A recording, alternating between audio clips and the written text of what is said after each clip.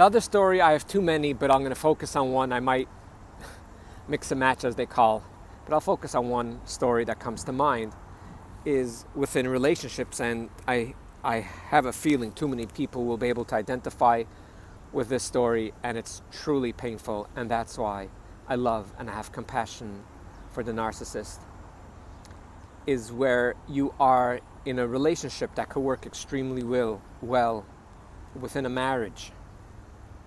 Not within a business like the first story, but within a marriage. And there's certain things we all have as human, the blind spot, we all have mistakes that we make.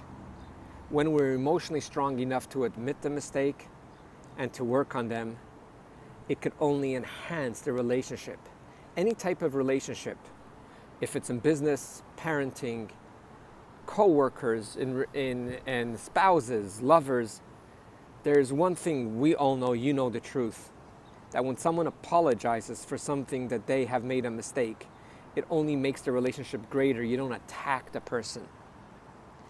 Now the narcissist, they are not able to accept a mistake. They're not able to say, I made a mistake, that was totally wrong. Because they deeply believe through this mental illness that they are superb, they are awesome, and they could prove it to you. They could prove it to you of all the good things they do. So if they had 10 things, they usually have thousands of good things they did. If you tell them, like,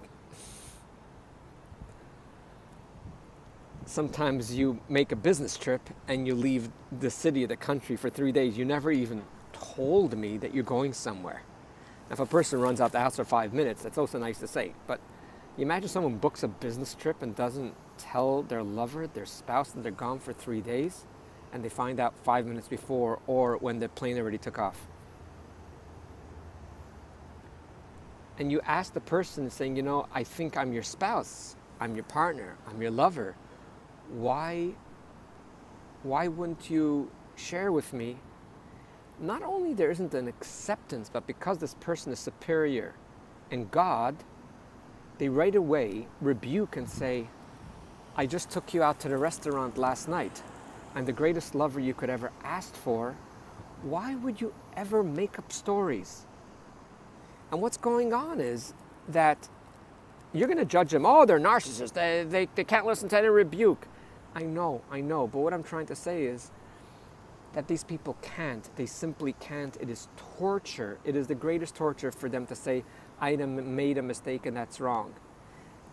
And that's why I do have my love based on one of these, from the many stories within a relationship. They basically, after a while, will lose the relationship because there's that much a lover or a spouse could handle of being ignored, being put down, and always, not only that there's no apologies, that there isn't a two-way street of ever, yes, I make mistakes too. It's on the contrary. If you ever dare to try to hint out that a mistake was made and there's a problem and we want to maybe go to marriage counseling and let's do something about it, it's usually returned with a tremendous amount of positivity and kindness and infinite good who they are, and how dare they say what they're saying. They don't even know what they're saying.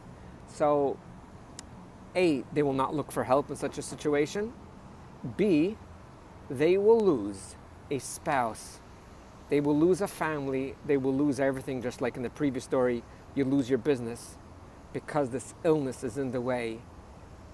And this is not a judgment. This is not making fun. It hurts me to see good human beings that were hurt emotionally as children that could lose a marriage, lose a relationship. Thanks for listening. And one more story, please tune in to the next clip. See you soon.